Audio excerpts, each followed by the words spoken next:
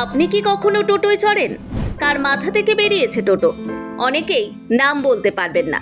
মানুষটি একজন ভারতীয় ইঞ্জিনিয়ার, অথচ কি আশ্চর্য, অধিকাংশ ভারতবাসী আবিষ্কারকের নামই জানেন না। কে সেই ভারতীয় ইঞ্জিনিয়ার? আপনি টোটো সাওয়ারি হলে জেনে রাখুন। 3 চাকার বাহনটির আসল নাম ই রিক্সা। বাঙালি আদর করে তাকে টোটো বা টুকটুক বলে ডাকে। দেশের কোথাও কোথাও একে টমটম নামেও ডাকা হয়।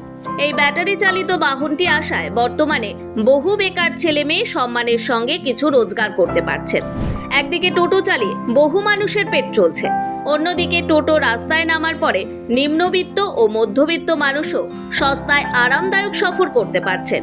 টোটোর মাথায় শেড থাকায় রোদ বৃষ্টির হাত থেকেও বেঁচে যাচ্ছেন যাত্রীরা। একটা টোটোতে 5 থেকে 7 জন যাত্রী নিয়ে চলতে পারে অনায়াসে, ফলে চালানোর বিশেষ পরিশ্রম নেই। আর টোটো চালাতে বহুমূল্য পেট্রোল ডিজেলের দরকার হয় না, ফলে এটি পরিবেশে সরাসরি দূষণ ছড়ায় না। পরিবেশ বান্ধব বাহনটির মেনটেনেন্স খরচও বেশ কম। টোটো গাড়ির ব্যাটারি চার্জ দেওয়াও সহজ এবং বিদ্যুৎ বিলও আহামরি কিছু বেশি নয়। তবে সবচেয়ে কম দামের টোটো কিনতে লাগে 90,000 টাকার মতো। অপেক্ষাকৃত হালকা ওজনের গাড়িটির একমাত্র অসুবিধা ধীরে গতি। স্বাভাবিকভাবেই রাস্তায় ট্রাফিকের গতি রুদ্ধ করে দিতে পারে টোটো নামের বাহনটি।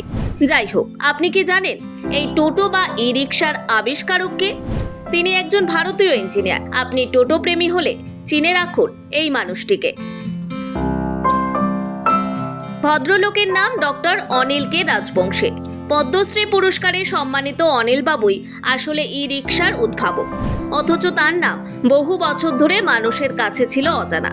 তিনি প্রযুক্তি ব্যবহারের মাধ্যমে গ্রামীণ উন্নয়নকে এক নতুন উচ্চতায় নিয়ে যেতে চেয়েছেন। বিগত 4 দশক ধরে গ্রামের মানুষের জীবন সহজ করতে চেয়ে অনাবাসী ভারতীয় বা এনআরআই না হয়ে দেশে থেকে গিয়েছেন। এখন তিনি মহারাষ্ট্রের এনএআরআই বা নিমকার এগ্রিকালচার রিসার্চ ইনস্টিটিউটে পরিচালক হিসেবে কাজ করছেন।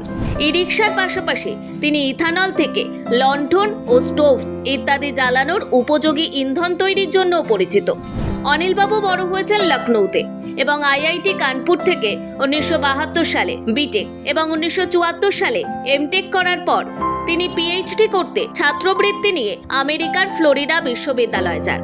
পিএইচডি শেষে ওই বিশ্ববিদ্যালয়ে শিক্ষকতা শুরু করেন, কিন্তু দেশের টাকায় ছাত্রবৃত্তি পেয়েছেন, তাই দেশবাসী ঋণ সূত্রে বিদেশের আরামদায়ক জীবন ছেড়ে 1981 সালেই দেশে ফিরে আসেন। মোটা মাইনে চাকরি ছেড়ে আসার এই সিদ্ধান্তে তাঁর বাবা অত্যন্ত ক্ষুব্ধ হন। তবু অনিল বাবু নিজের লক্ষ্যে অবিচল ছিলেন এবং শুধু নিজের মনের কথাই শুনেছেন। তাই দেশবাসী সুরাহা হয় এমন কাজে লেগে পড়েন। আমেরিকা থেকে ফিরে আসার পর তিনি আইআইটি মুম্বাই, বিএইচইএল এবং টাটা এনার্জি রিসার্চ ইনস্টিটিউটের মতো দেশের বিভিন্ন নামী প্রতিষ্ঠানের অফার পান, কিন্তু তিনি সেসব প্রত্যাখ্যান করেন এবং সাতারা জেলার ফলটনে অবস্থিত নিমকার এগ্রিকালচার রিসার্চ ইনস্টিটিউটে যোগ দেওয়ার সিদ্ধান্ত নেন। তিনি সবসময় তাঁর সময় চেয়ে গিয়েছিলেন। এমন এক সময় তিনি ই রিক্সা নিয়ে কাজ শুরু করেছিলেন যখন বিশ্বের কেউ এটি সম্পর্কে চিন্তাও করেননি। 1985 সালে ই রিক্সার কাজ শুরু করেন অনিল কে রাজবংশী। 1995 সালে বাহনটির ওপর কিছু গবেষণাপত্র লেখেন এবং কিছু সম্মেলনে অংশ নেন। তখন তার প্রকল্প সম্পর্কে এমআইটি বোস্টনের গবেষণা জার্নালে একটি নিবন্ধ প্রকাশিত হয়, কিন্তু তার এই ই রিক্সার ধারণা চুরি হয়ে যায় এবং দ্রুত চীন সহ অনেক দেশের কোম্পানি ই রিক্সা নিয়ে কাজ শুরু করে। কিন্তু অনিল বাবুর ছোট সংগঠনের পক্ষে কোম্পানিগুলোর সঙ্গে আইনি লড়াইয়ের পর্যাপ্ত টাকা ছিল না। তবে 2003 সালের দিকে সংবাদ মাধ্যমের দৌলতে সত্যিটা প্রকাশ্যে আসে।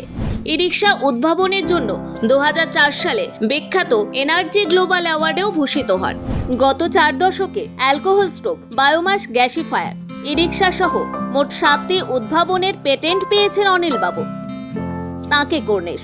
Bureau report, one Bengal.